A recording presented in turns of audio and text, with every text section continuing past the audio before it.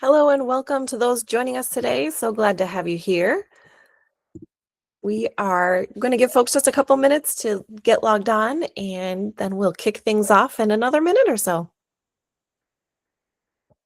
While you're waiting, feel free to test out the Google Meet emoji reactions. We'll be using those throughout our presentation. You can find them at the bottom of your screen where your toolbar shows up. There is a small smiley face emoji. When you click on that, that will allow you to give a variety of different reactions. So yeah, keep those handy because we'll be using those as we go.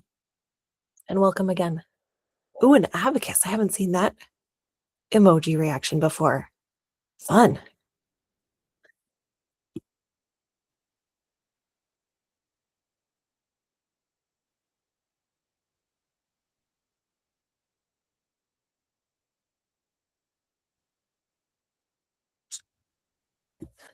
All right.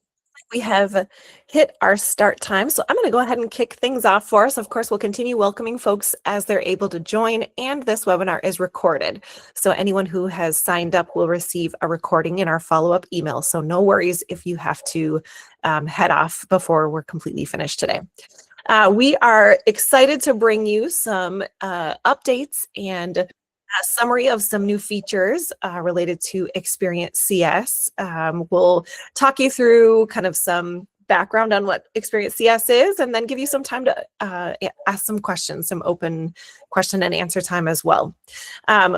You are here on a call with a team from the Raspberry Pi Foundation. So I just wanted to give you a little bit of information about the Raspberry Pi Foundation, and also ask you a little bit about your past engagement with some of our other programs and projects. So the Raspberry Pi Foundation is a global nonprofit that really works through a variety of different projects and products to serve this mission, where we are really focused in on enabling young people to realize their potential through the power of computing and digital technologies. And we do this in some formal education initiatives, such as Experience CS.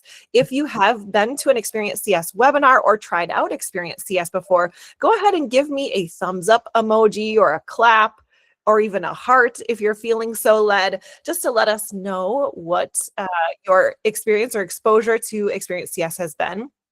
So our formal education initiatives are really dedicated to supporting the ability of all students within K-12 classrooms to experience computing education. So Experience is a great example of that. We also do this work through some non-formal education initiatives, such as code clubs. If you have engaged with code clubs before, which are after school or outside of school initiatives where students are able to engage in some self-paced coding activities, go ahead and give me another either thumbs up or a celebrate emoji. A clap emoji is, of course, always a good thing. We have an exciting event coming up called Coolest Projects in the spring, where students are able to showcase some of the projects that they've made, whether through their code clubs or just on their own. So keep an eye out for some of those announcements as well. And the other way that we work toward this mission is through our research arm, where we are constantly doing research on the best practices around computing pedagogy. So not only the computing content, our computer science education initiatives is important to us, but also our computing pedagogy, where we're really thinking about what are the best ways, the most engaging ways, the most inclusive ways to introduce computer science to young people. If you have ever been to any of our research webinars or read the Big Book of Computing Pedagogy, or maybe even have a copy of it, go ahead and throw up another thumbs up emoji or a heart or a celebrate or a clap, just to let us know how how far those things have reached. We will continue to mention some other projects and initiatives as we go, and we'll share links to the most important resources as well. So keep an eye on the chat. Throughout our webinar, your best way to ask us questions is to use the Q&A feature. So in the bottom right corner of your toolbar, you'll see meeting tools, and then the question and answer Q&A is one of the features kind of as you scroll down there. Feel free to ask a question, and then as some of those questions are populating in that Q&A feature, you'll be able to upvote questions as well. So if you have a question that someone else has already asked, feel free to upvote that, and that will let us know that that's an especially important one. All right, without further ado, I'll pass it over to Jason to introduce kind of our session agenda, and then we'll do our own introductions as well. Hey, well, good morning, good evening, good afternoon, everyone. So as Andrea said, welcome. We're happy to have you here. Today, we're going to cover several different topics. The idea is to not only tell you what we've been up to recently, but also to paint a picture of where we're going in the future and what our long-term strategy for Experience CS looks like. So in the slide here, you can see that we've already covered our mission for today. We're going to look at our objectives now. We'll take a moment, as Andrea said, to meet some of the teams that are working on Experience CS and how they're contributing. And then we'll also take a look at some of the things that have been recently completed in Experience CS, as well as a quick overview of what Experience CS is as both a tool, as a set of applications, and what it means to you as a teacher to utilize Experience CS in the classroom.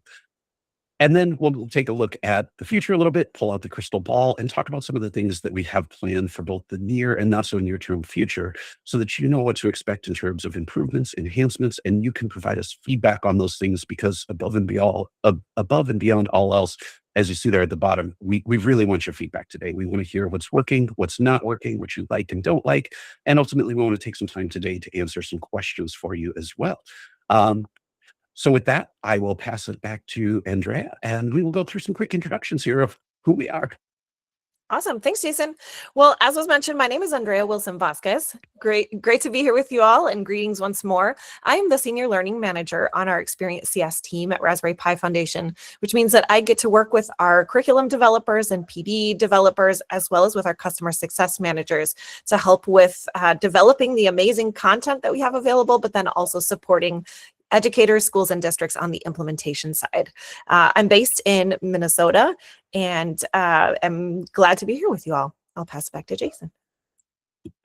And I'm Jason Bates. I'm the product manager for Experience CS.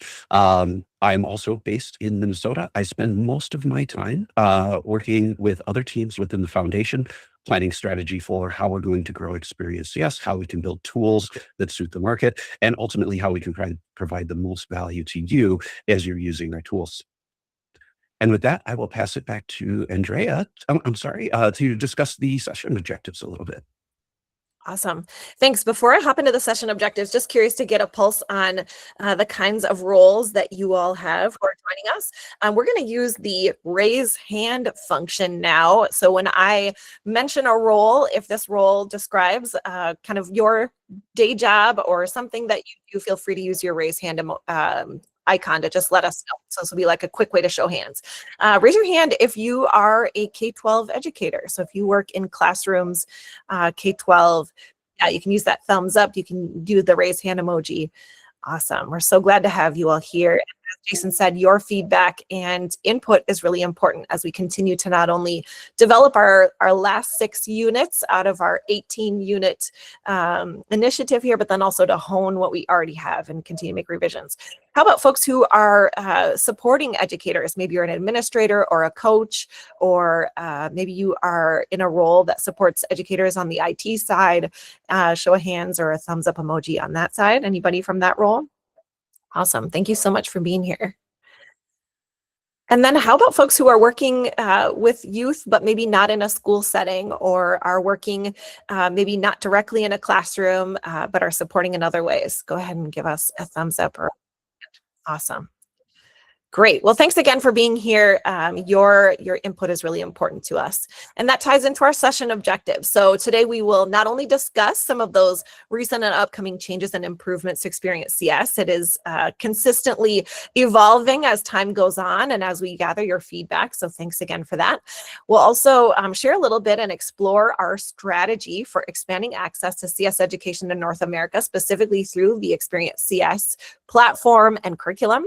And then we will gladly answer some questions that you have about teaching computer science with Experience CS. And again, we'll use that Q&A feature for those questions. So feel free to start populating those questions as soon as they come to you using that meeting tools kind of 3x3 array in the bottom right corner. You'll find Q&A there. All right, so Jason mentioned that we want to give you just a little bit of a peek behind the curtain on who is working on some of the big initiatives related to Experience CS. So you can see here the team that I work with most closely, which is our learning and customer success teams. Again, these are the folks who are developing the curriculum, writing the units, creating the slide decks, they're creating the Start or Scratch projects, and they're also supporting educators, schools, and districts on implementation. Our teams are based in the US. So part of our team is based in Minnesota and the other part of our team is based in Georgia.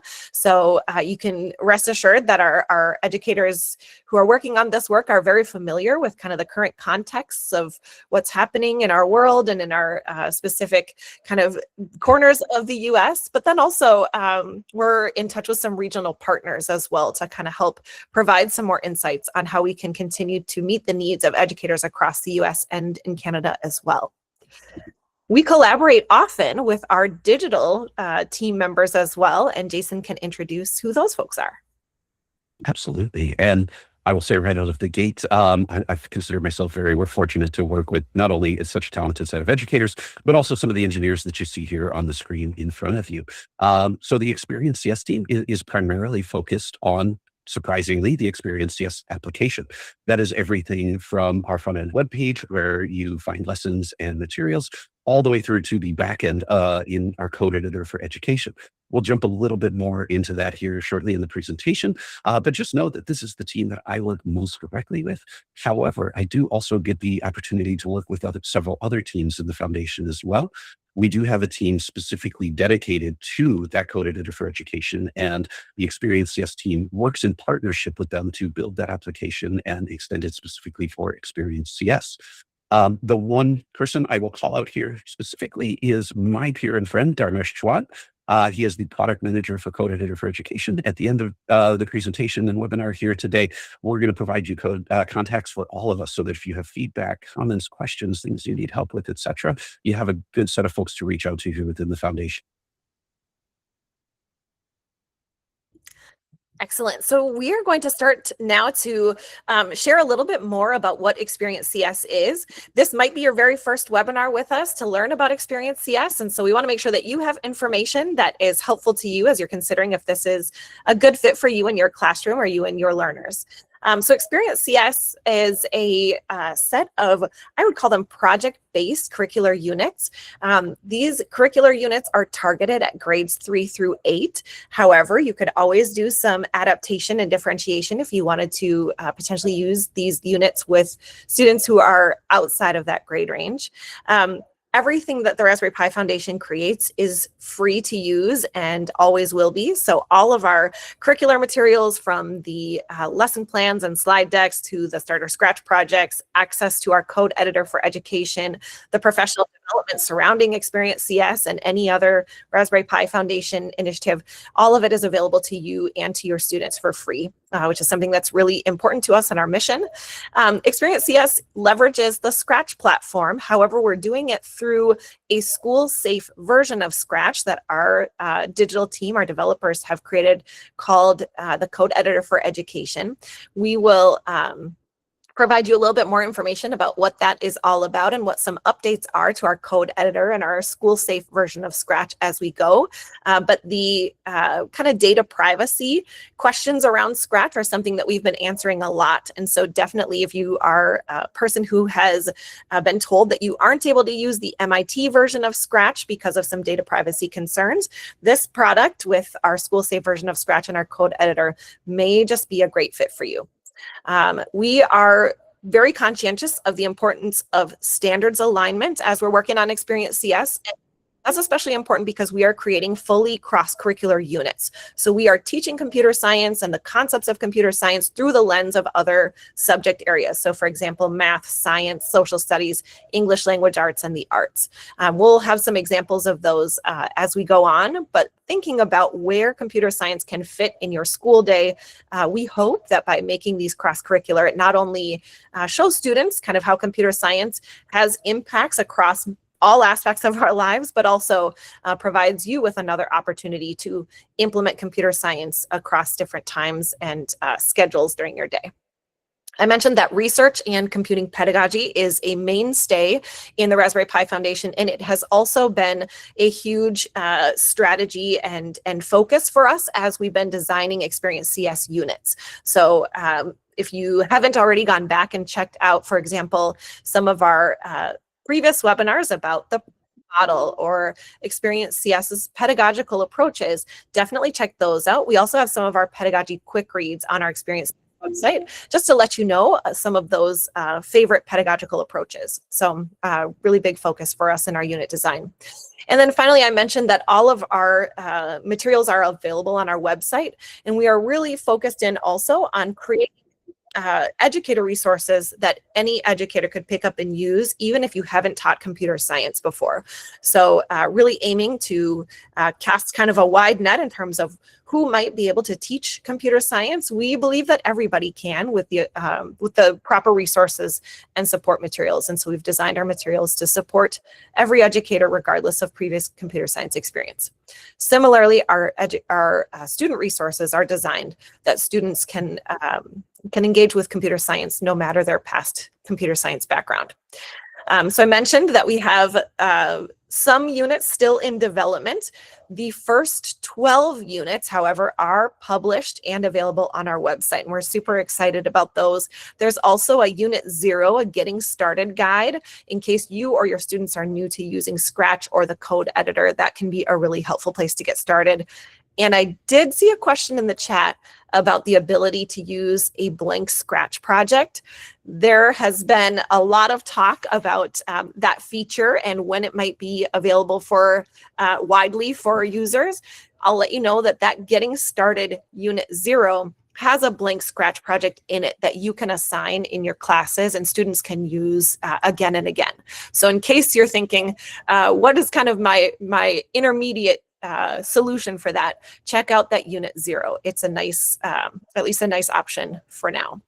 I'll just throw out one more note about the importance of this big project. So we, I mentioned, have 12 units published already and that Getting Started guide. We have 6 more units that are in development now and will be published at by the end of March of this year. That will round out our curriculum. So we'll have a total of 18 units with 3 units designated per grade level. And I do want to just credit that we were approached by Google with this project as they were contemplating kind of the next phases of what might happen with their project CS First.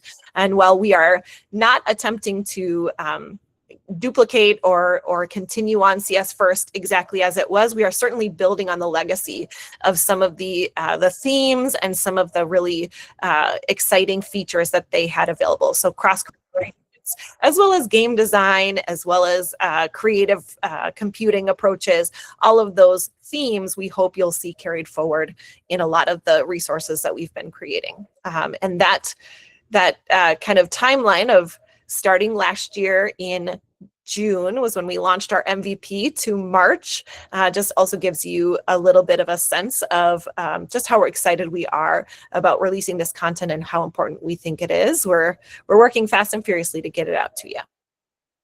Now, as you navigate to our website, I just want to let you know where you can find our curriculum.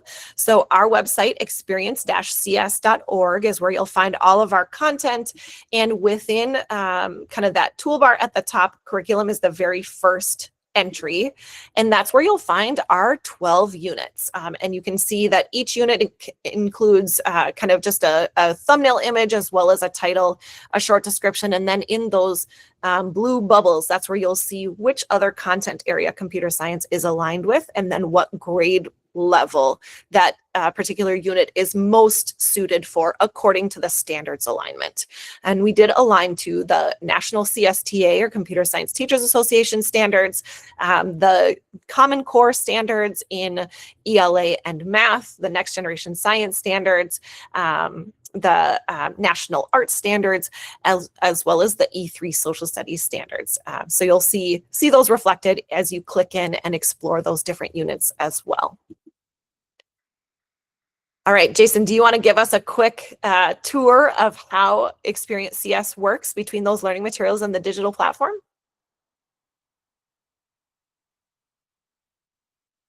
Oh, shoot, your audio's not coming through for me. So sorry. Oh, you know what? That'll probably make it a little bit better. Sorry about that, everybody. It gets me at least once a day. Um, so I hope that this will really be helpful in kind of grounding some of the conversation about what Experience CS is and how it can be used in the classroom. Um, so firstly, we'll start off with the Experience CS learning materials site. So you've probably all seen this at this point. Experience-cs.org is where you can find all of the lessons that Andrea was just speaking about. When we're fully complete, we'll have 18 units, 3 lessons per unit. It will be a pretty significant amount of curriculum. One of the things I'll point out here is that the reason we've kept the Experience CS site separate, excuse me, I have an intern pressing buttons on my computer at the moment. Pardon me. He really wants to join the webinar, gang. So the reason we keep Experience CS as a separate website is very simply that these lessons are intended to be teacher-led, delivered in the classroom, and in a structured way that delivers specific computing lessons. By keeping this separate from the code editor, where students can go in with several of our other products, do things like create exploratory projects, experiment with their own things. This is a slightly different product. And so we've created the learning site here. However, that said, once you are using experiencecs.org, you can also create an account. You can also use your same account to join the code editor website. This is where you will do your classroom administration, school administration, manage getting students into classes, assigning lessons and projects to them, and ultimately making them visible to the students to work on in our school safe Scratch editor. Now, once students have completed their lessons, they're ready for those lessons to be reviewed. They then submit them, and you're able to view them through your classroom in Experience CS. One thing I'll point out here, and I'd like to take an opportunity to also answer a question that's come through in the Q&A, is that there are 2 different account structures being used here. And it's a very important distinction as you're thinking about setting up Experience CS. For you as a teacher, you will be setting everything up under your Raspberry Pi Foundation account. That's an account that you'll sign up for with your email address. It identifies you specifically as a user and allows you to utilize most of the Raspberry Pi Foundation properties throughout our platform.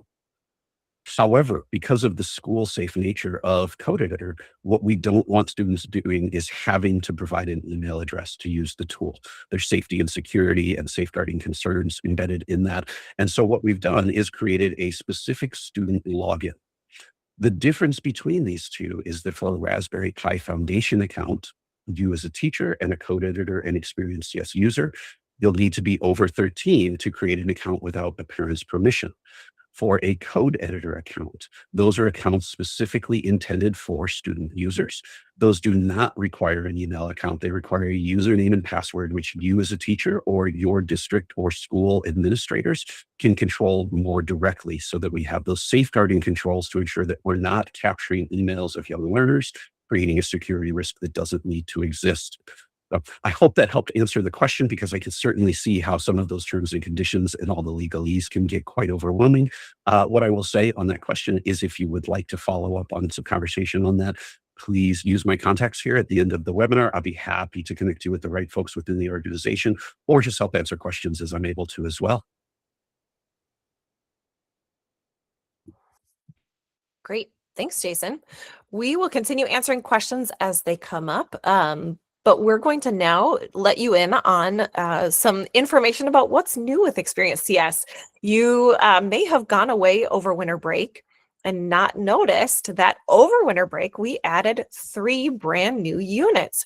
We are super excited about these units. One of them is targeted toward 5th grade, called How to Program a Mystery.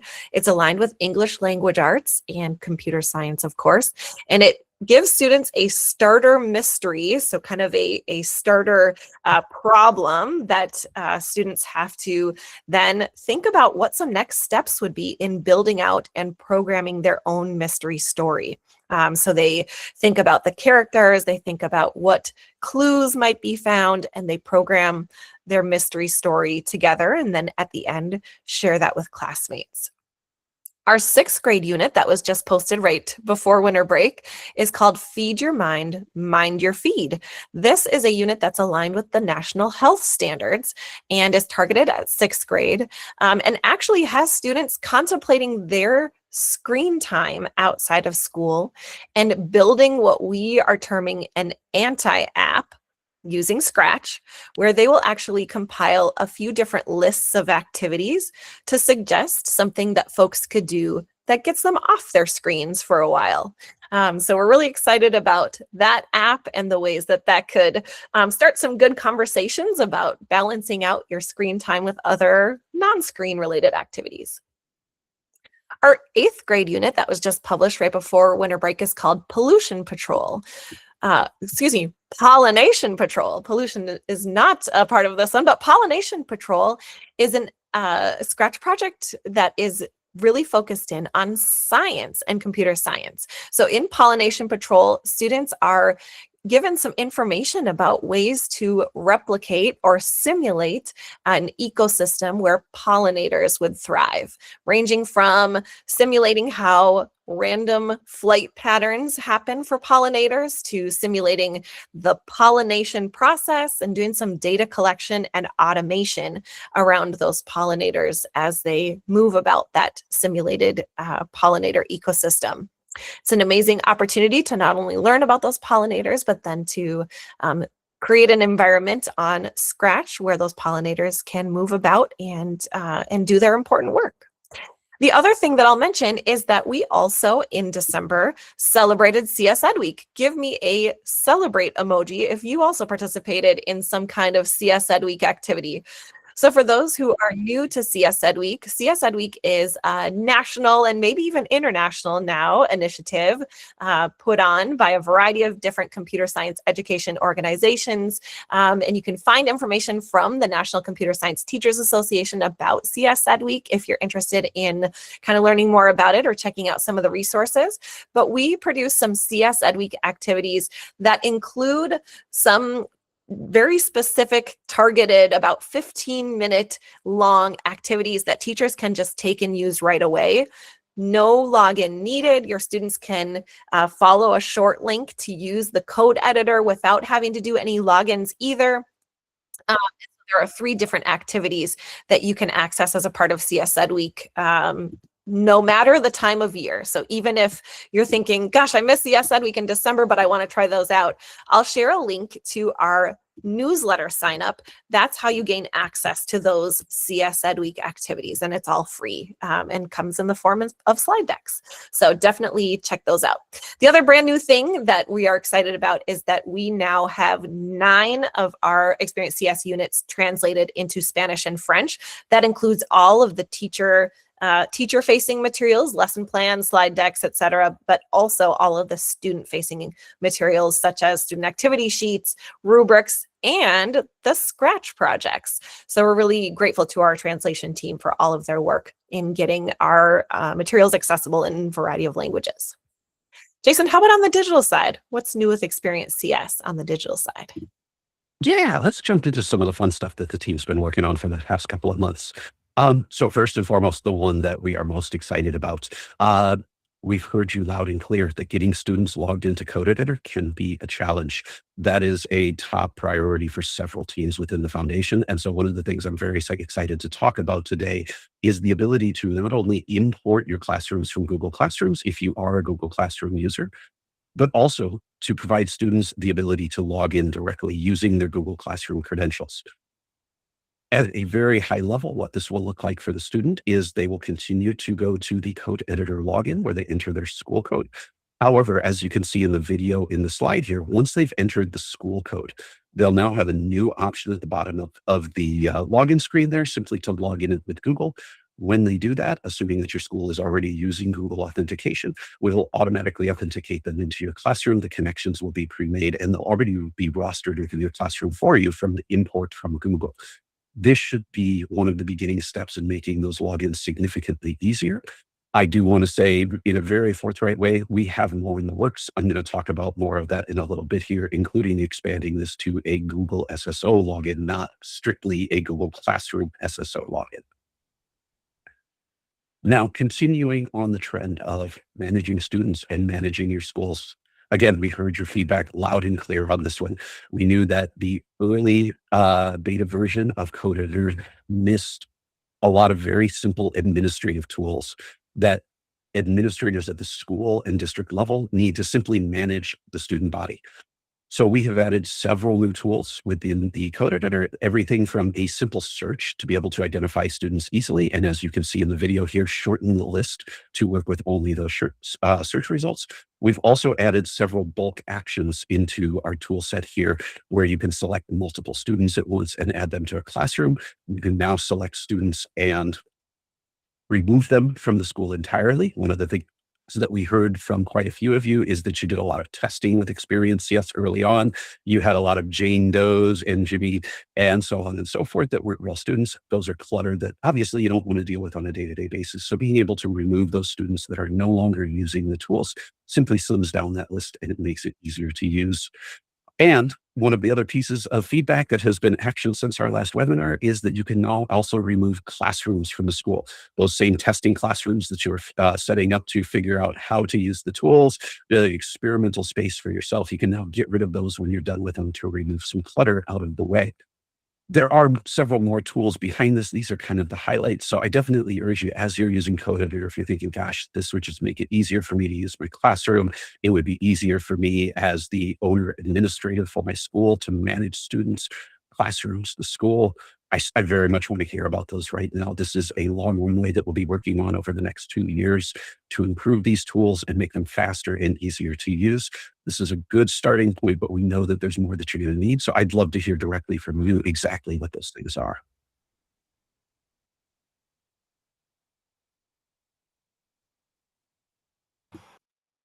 All right, I'm So let's pausing flip here. over real. I'm so sorry, Andrea. We were probably going to the same point. I was just going to say, let's pause here to see take a look at our Q&A section. There were a couple things that I wanted to highlight. I did drop a link in the chat for our Getting Started tutorials. So if you are somebody who's brand new to Experience CS and are interested in setting up your school account or adding teachers to your school account or setting up your class, I see, Dorothy, your question.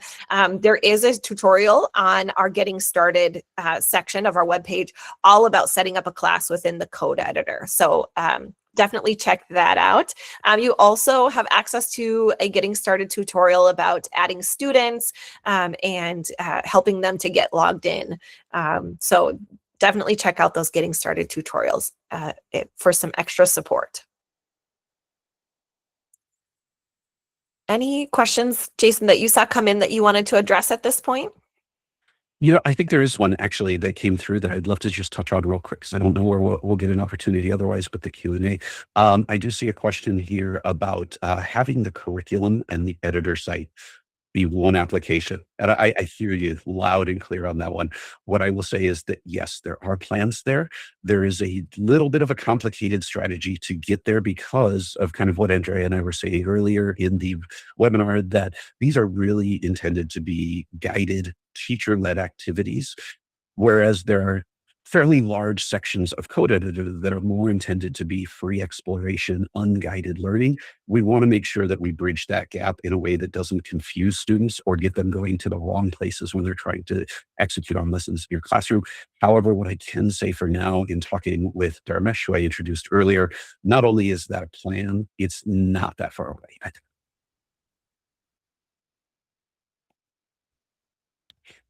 I think the rest there lean much more on the learning side. So maybe we save some of those for the Q&A, Andrea? Sure, that sounds great. Keep those questions coming. We will keep checking that Q&A and we'll do our best to not only kind of weave some of those answers into what we're sharing, but then also can pause to answer individual questions at the end of the session here. All right, so we let you in on what is new to Experience CS, some of those updates and new features that have happened maybe since you've come back from winter break, or maybe since the last time that you had a chance to check out our website. So we're excited about those things, but we also want to give you kind of the inside scoop on what's coming soon. As you've heard, this is a project and product that has been consistently evolving and really taking in a lot of feedback and making improvements as we go. So some of the 1 to 3 month things that are coming soon on the learning and professional development side are here on this page. One of them is we are excited to be working with some state level educational leaders and organizations to pilot a new Train the Trainer PD program. So we do have some PD partners who are able to deliver professional development on our behalf. Those are folks who are potentially doing some extra work with us. This Train the Trainer pilot kind of extends that model into folks who are educational leaders, whether you're with an organization or maybe you are with like an educational service co-op, or maybe you are the professional development provider for your district or for your region.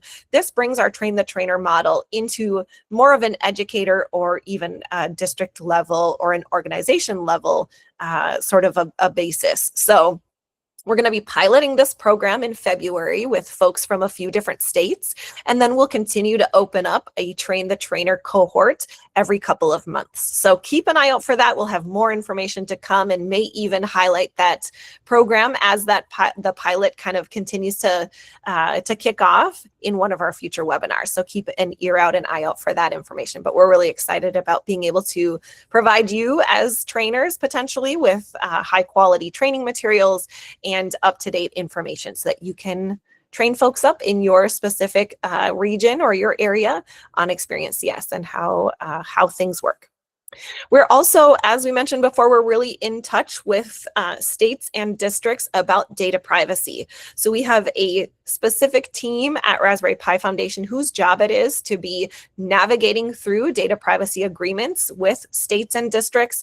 And you'll see some more information about some larger data privacy agreements that we've been able to work through, and in some cases even are done with, and that hopefully unlocks the access to Experience CS for educators and students in those areas. So reach out to us if you are in a space where a data privacy agreement hasn't yet been signed or hasn't yet gone through our vendor assessment team.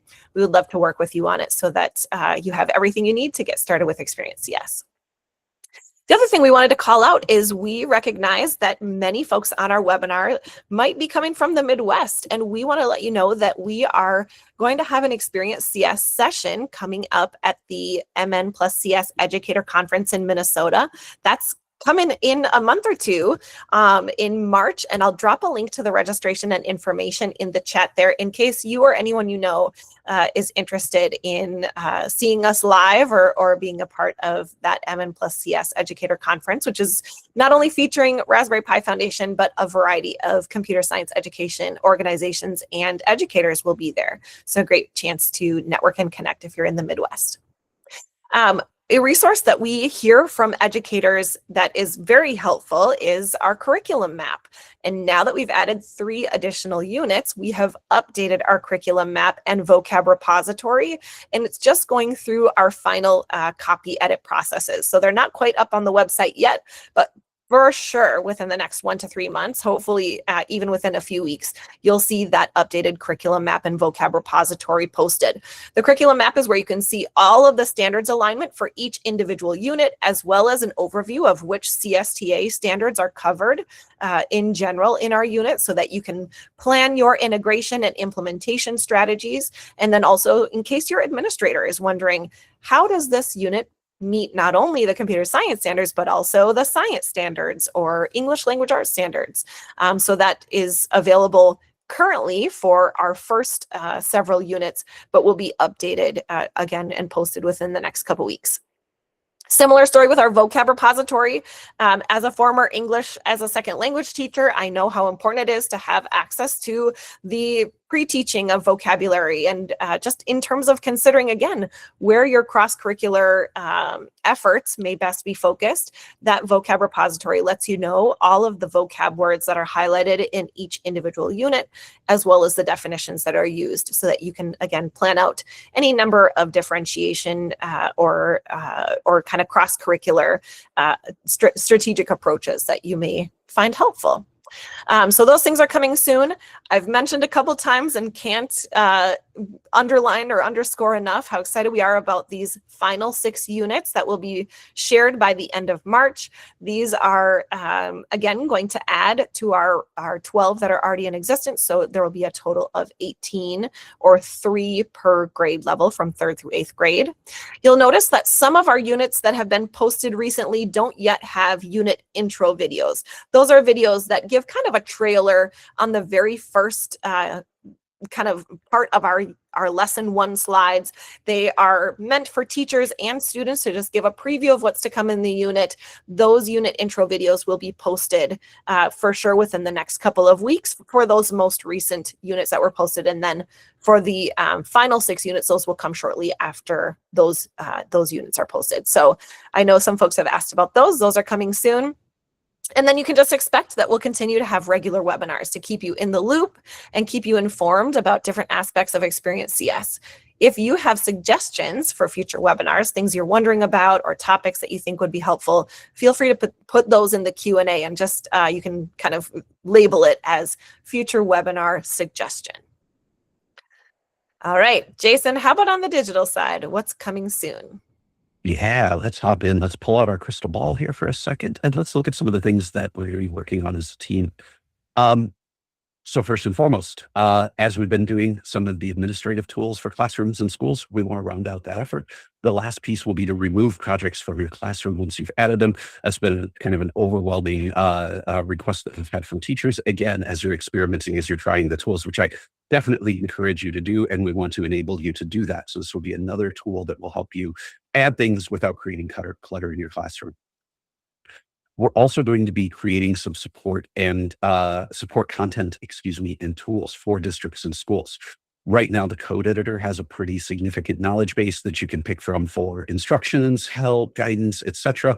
We want to create the same thing for Experience CS, but cater it to the Experience CS user base and the North American market, so that we can make that all contextual and make it connect directly to your classroom and school as we possibly can.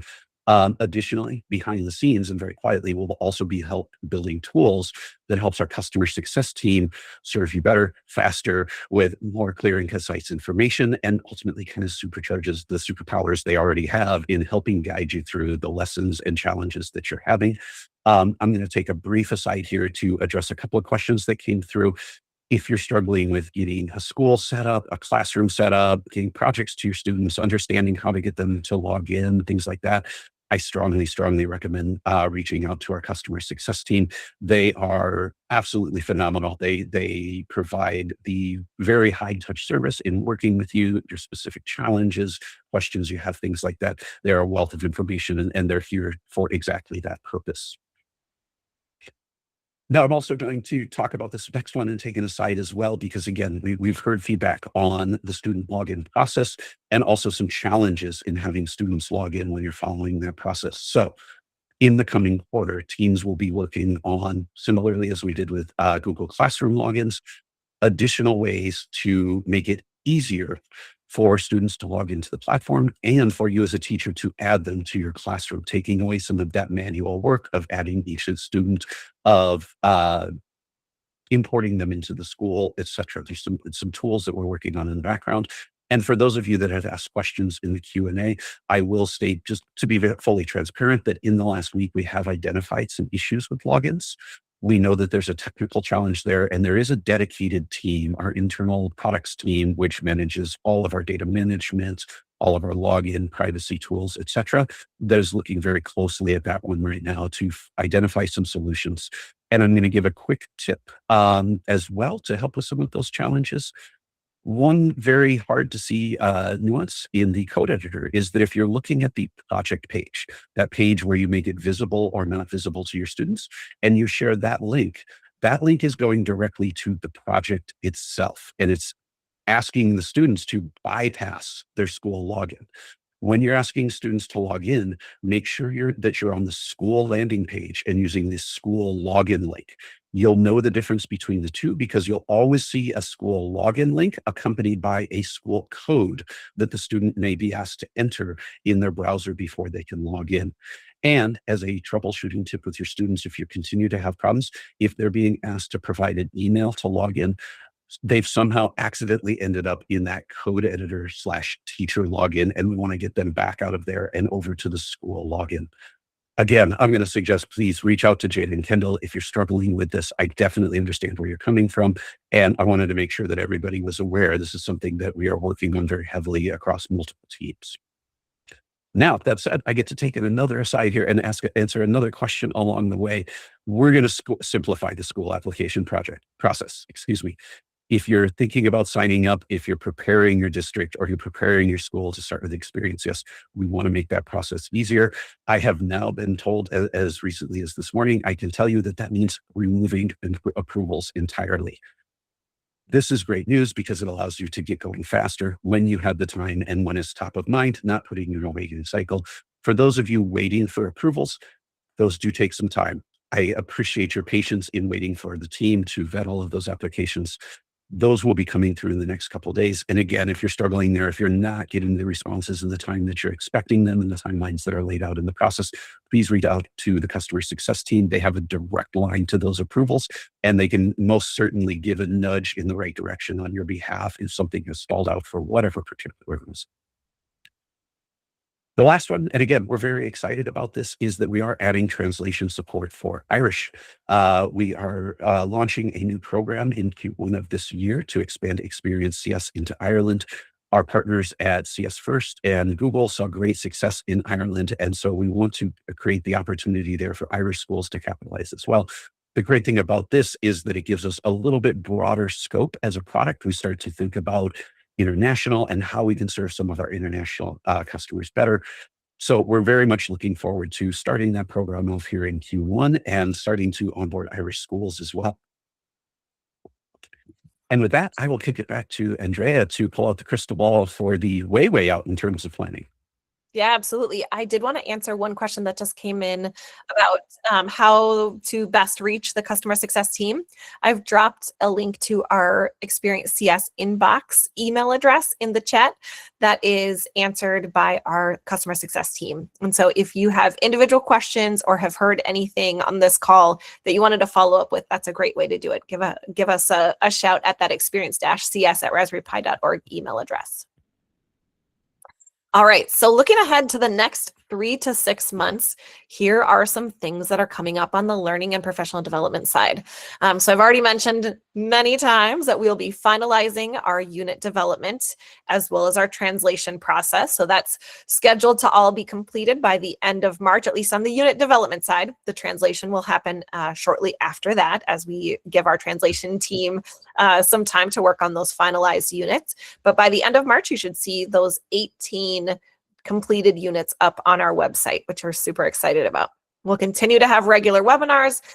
We have as one of our real focus areas after we complete our unit development that we will turn our attention right back to the educators. So we are going to continue to ask you all for feedback. We're going to be making contact with educators in different spaces. We are going to be doing some classroom visits whenever possible, really all in service of seeing how we can continue to improve the Experience CS content to make it as accessible, engaging, approachable as possible. And then we'll continue refining our units based on that priority feedback. Another part of that is we are going to be also working with some subject matter experts who can help us to do some further review of our content to make sure that if there are any notes about age-appropriate strategies to be teaching that content, or if there are supplemental resources that they can suggest, that we give you access to those things as well. Because as we teach computer science, we also want to make sure that students are able to level up on their understanding of that kind of partner subject area that we're introducing computer science alongside through our different units. In addition, you'll see us at some different PD events. We will continue to be scheduling PD sessions, both online and some in person, fewer in person for our direct team, but definitely online. And then you'll continue to see the expansion of PD offerings through folks like our Train the Trainer cohorts. So we're really excited about being able to kind of increase our reach with PD through some of those Train the Trainer initiatives. And that is, again, coming in more of a finalized way after our pilot, which runs through March. And then finally, we will be updating as new standards come out. So we have been partnering with an organization in Canada to lean on their knowledge and understanding of some specific provincial standards through technology and the content areas. So we'll be aligning to those Canadian provincial standards on our lesson plans. You'll see that in the 3 to 6 month range.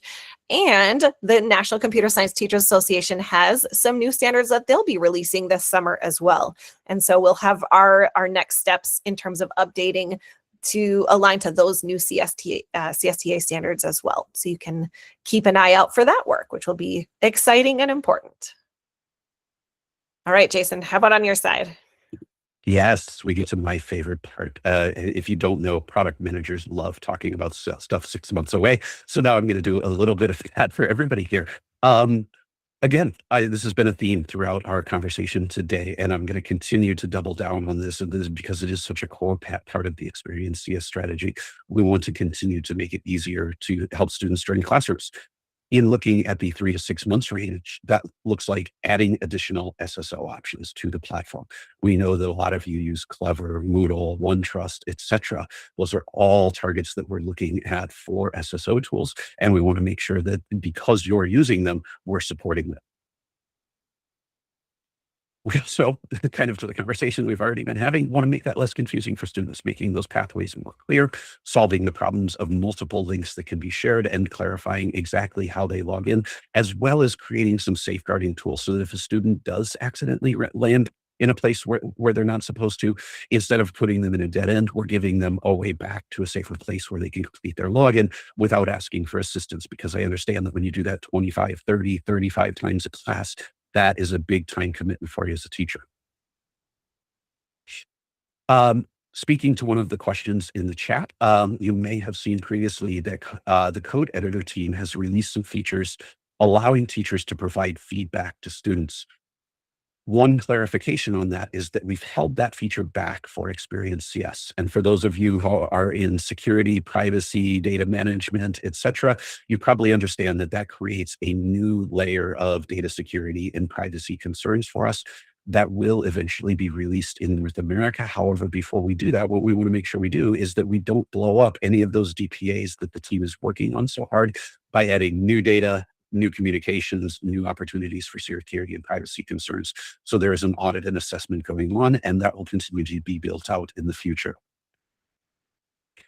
Now, the last one, this is a very techie term, but very simply put, what it means is that we as a product team, we as a digital team recognize that not everybody in this webinar or every teacher in North America only works in one school. District administrators are responsible for dozens, sometimes even hundreds of schools.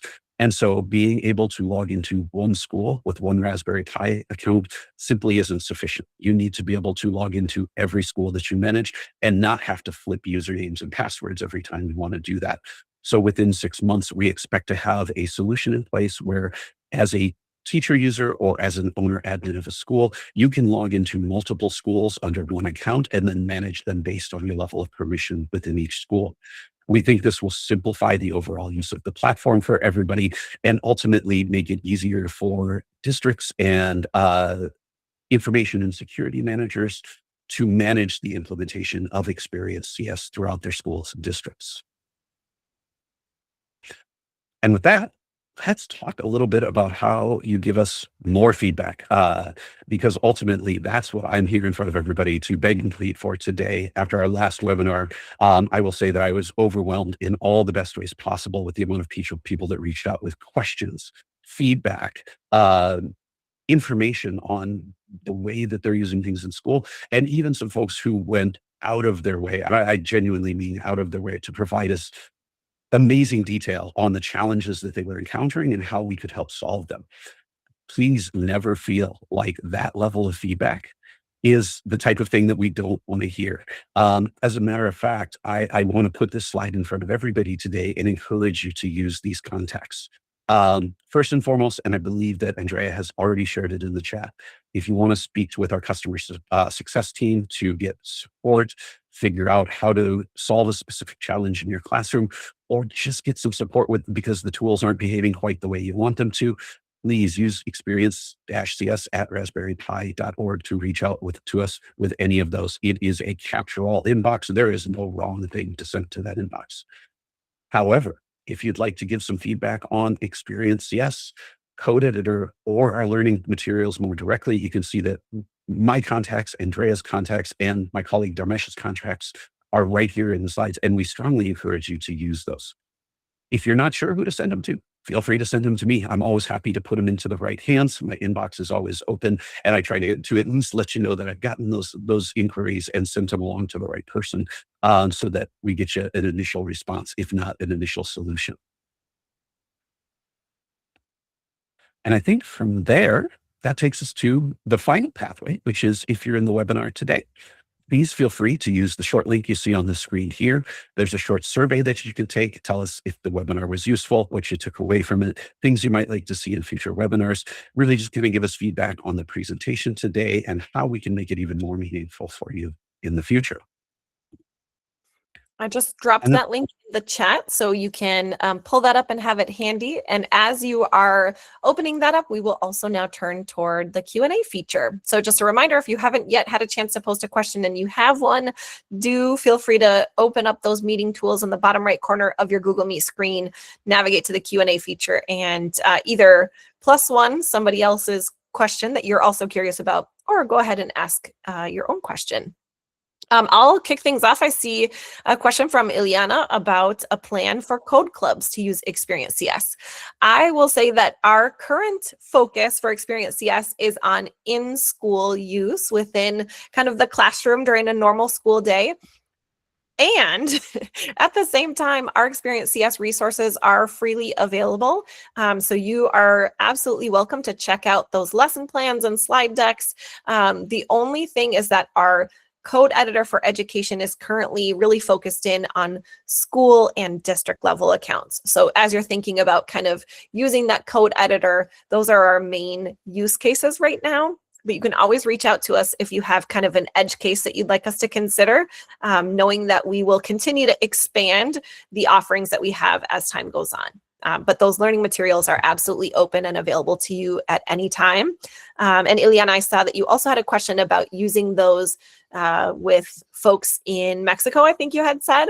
And definitely all of our training materials are based on our learning materials, which are now being translated into Spanish. So I will invite you to reach out to our inbox and we can touch back in with you maybe individually about some of those pieces, but that sounds exciting. All right, Jason, how about you? Here. Yeah, I'd love to jump in here. I got a great question. The question was from Jody. Can we merge two classes together? It's actually a really smart question. I like that question a lot. Unfortunately, the answer is no, we don't have that tool today. However, I've grabbed it from the chat here and I'm going to pass it over to my colleague Dharmesh so that he can get that in his backlog and consider that for future updates. You can. This is not the same kind of thing, but potentially helpful. You can add co-teachers. So if you are co-teaching with another teacher and would like to share kind of teacher ownership of that class, you can add a teacher to your class and then they're able to see and navigate things along with you. So that's a nice feature in case that's of use to you. One question that I saw related to the learning materials is from Mary. Mary, thank you for your question about adding more support materials to show what the code should look like. So I will say, Mary, that is absolutely a part of our plan. The ecosystems unit was a part of our very first 6 units, and I am taking feedback as it comes in on some places that maybe in our very first 6 units, we didn't quite have enough support yet. In our next round units that were published in September and then in December, I think you'll find that we took that feedback and implemented it into the newer units that were published, and we will go back as soon as we finish our unit development. So right after March, we'll go back and start to make updates to some of those very first units to include some of those additional support materials that maybe you're looking for. But keep sending us emails, and we'll, as much as we can, we'll provide some individual support and fill in some of those blanks, because we know that you're teaching that stuff right now, and we want to make sure you have what you need. So appreciate the question. And I will jump in here with a question from Caitlin. The question was, any plans of integrating a web-based version of Scratch Junior for younger students? Again, I love this question. It's very much thinking outside of the box and bringing new tools into the application. What I will say, and kind of reiterate what Andrea said earlier, is that right now our curriculum is very much based on learning for grades 3 through 8. As a product manager, I never say anything is impossible. Certainly, we will continue to evolve the program over time. However, at this time, there are no direct plans to expand those grade ranges. What I will say as a little bit of a teaser for maybe our next What's New webinar is that there are some very interesting conversations going on with the Scratch Foundation right now in terms of how we can leverage those tools better. However, one of the things that we're being very considerate of at the foundation is that those need to be school safe. And so we can't simply kind of take something like Scratch Junior and implement it without some heavy modification first. So I also don't want to give the impression that those things can necessarily happen quickly either. Please know that all suggestions and future feature requests are things that we take back to the team, though. So keep those ideas coming, and we will keep kind of an idea log so that as we are able to, we can really use the feedback that we're getting directly from educators to inform some of those new and exciting next steps at whatever point where we may be able to consider those. I saw a question in the Q&A about past Raspberry Pi Foundation webinars. I'll speak directly to the Experience CS webinars that we've recorded. I have a link to our YouTube playlist that I'll paste in the chat. This goes to all of the Experience CS webinars that we've recorded. You can also access through the YouTube channel the Raspberry Pi Foundation content more generally. So wanted to give you that link directly to our Experience CS playlist, but just know that you can click kind of one level back in order to see more general Raspberry Pi Foundation content as well. And all of that is available to you for free. Related to videos, I did see a quick question that I'll answer, and I know we're right at time, so we'll also then wrap things up. I saw a question from Kristen just about future video instruction, and wanted to just address and say, at this time, we really are viewing the Experience CS delivery model as one that is classroom focused, where the teacher has some whole group instruction that they do. We really want to empower the teacher as kind of every teacher as a CS educator. And so providing that whole group instruction and some opportunities for students to have discussions and turn and talk, and then transition into their individual projects, or maybe working with a partner on some projects where that's appropriate, and then coming back together for whole group things. Research has shown that kind of whole group experience really creates an exciting learning culture. And so we really wanted to lean into that with Experience CS. So we don't have video instruction. We really do kind of walk teachers through it on the slides, and then provide prompting for students to go on and do their creative work on the code editor. So that's kind of a little note about our approach.